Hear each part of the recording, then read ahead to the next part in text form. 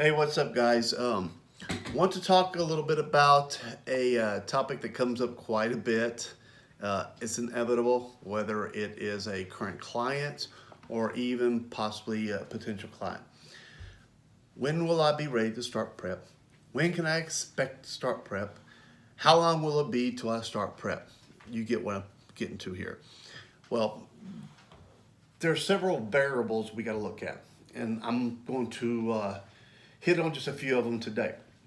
Okay, number one, and in my opinion, is probably the most important thing, and that is your metabolism. Your metabolism is key. I don't care if you have the best base underneath, the best physique, the best balance. If your metabolism is not strong enough to be able to peel all the layers, all the body fat off, and maintain your muscle mass by the time you step on stage, or maintain as much muscle mass as you can, it's all going to be for naught, because you're not going to be able to get to that level of leanness. Or if you do, you're going to have a hell of a hard time when you come off prep with a terrible rebound. So, what do we mean by your metabolism? Well, the best indicator of your metabolism would be your calorie maintenance. And that is the amount of calories you have maintaining a certain weight. So you want your metabolism to be very, very upregulated.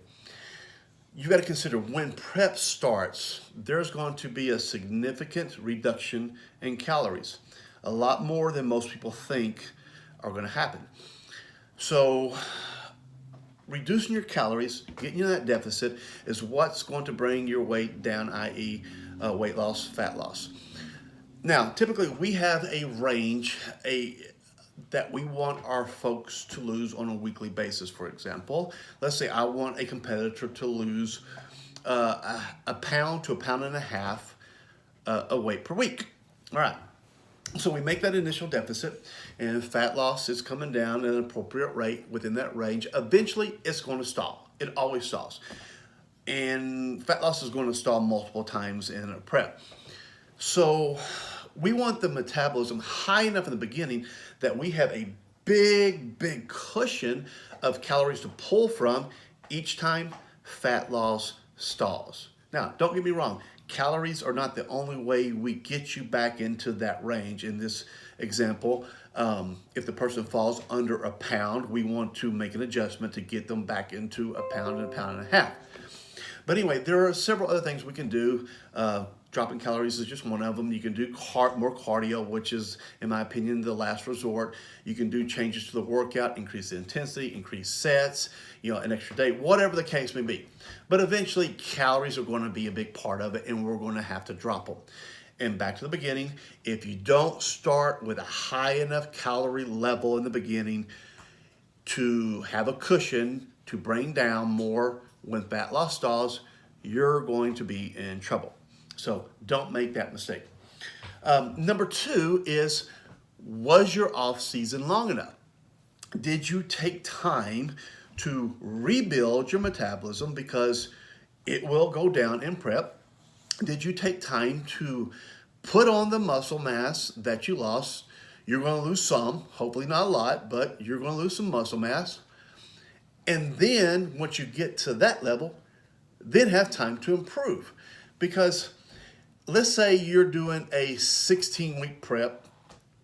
I know everybody thinks it's a standard. It's not. That's another topic. 16-week prep is bogus. But anyway, you're doing a 16-week prep. Let's say that's 4 months. It's going to take another 4 months after you stop prep just to get back to where you were at the beginning of your prep. So 4 months in prep, 4 months off prep, that's about 8 months or longer just to get back to where you were when you started. And from then, you got to build. So, or make improvements. So, if you're somebody who is trying to get to the next level, whether that be earn your national qualification, maybe you're trying to earn your pro card, maybe you are a pro, but you're wanting to place well in higher level shows, make no mistake about it. you're going to have significant improvements to your physique if you want to compete at that next level. Because let's use national qualifications for an example. It's a good one. So you've just won your national qualification in a big show, all right? You look fantastic. You look great. You're pumped. You're ready for the next season, whenever it is, to compete. You got to remember that everybody at that next level going to the pro qualifier won the national qualifier too, or got their national qualification in the same manner you did. So they're gonna look at least as good as you did when you won yours. Most likely better. Most likely much better. Most of them will. So you got to make sure that the physique you had last time you competed to the one you have now, or when you will compete, has to be dramatically improved. Because what won you your national qualification will not win you your pro card. Okay? What won your national qualification most likely will not allow you to win your pro card. There are a few exceptions, but you got to assume it won't to make sure you're in the right place. All right, so the third thing I want to address here is your support system, the people around you, all right? You got to have a good support system. So if you're married, you have a husband, wife, significant other, whatever, you have families, or maybe in addition to that, you have a job that people depend on you, okay, and rely on you for things. When you start prep, things are going to get harder. You're going to take up more time doing things that you didn't before. In off season, you're pretty much going through your workouts, your nutrition. You should be nailing those, but it's not as much time involved. The workouts are probably not as long. You probably don't do them as much during the week. A little more rest days. You're probably not prepping food as much. Just kind of tracking each day like I do, or whatever the case would be. There's not as much of a time commitment. But when you go into prep, that time that you need to commit to that jumps up quite a bit. And the further you get into prep, it's going to take up more of your time. And then the time you have away from the gym, you're most likely going to be dragging. You're not going to have as much energy. It's not going to be easy to do the other things that you were doing. So the people around you, i.e. your spouse, maybe your kids, your coworkers, you're going to need a little help. And you're certainly going to need a lot of understanding and support from those individuals. If you do not have that support system around you, you're going to be in trouble, especially the further you get down in prep. So you really need to think about that. The next thing you got to consider is, can you say no to temptation? Most of this is going to be food related.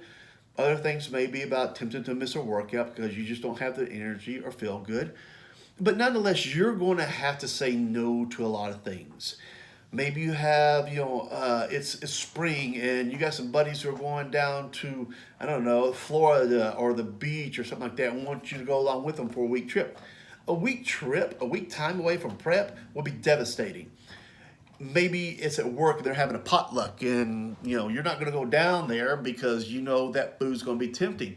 Coworker comes up and says, here's a bowl of chili for you. Here's a couple of slices of cake. Are you going to be able to say, no, thank you, push it to the side, and go about your business? Or maybe you're out for dinner or just going somewhere casually with friends. Maybe somebody wants to offer you a drink, a couple of beers, 1 beer, 2 beers, 3 beers down the road. It gets heavier and heavier. Are you going to be able to say no to that? Do you have the patience for that? Do you have the willpower for that? And back to the support system, actually, do you have friends that are going to be trying to force that on you?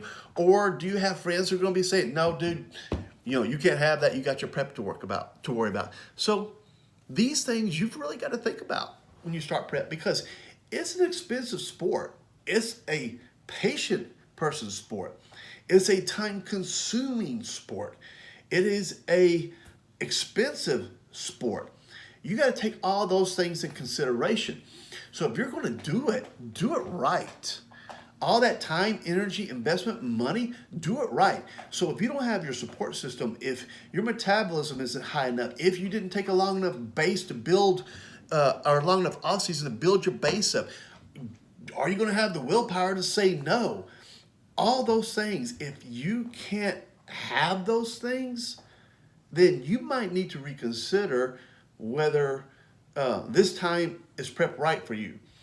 And get into a time when those things are working in your favor. Because if you can do that, your chances of success go up a lot. Every time you take one of those variables away, like metabolism's not high enough, you don't have the support system, your chances of doing well goes down. So make sure everything is in the right place. Make sure you are mentally, physically, financially stable. And if you are, have at it and good luck. Thanks a lot, guys. We'll see you next time.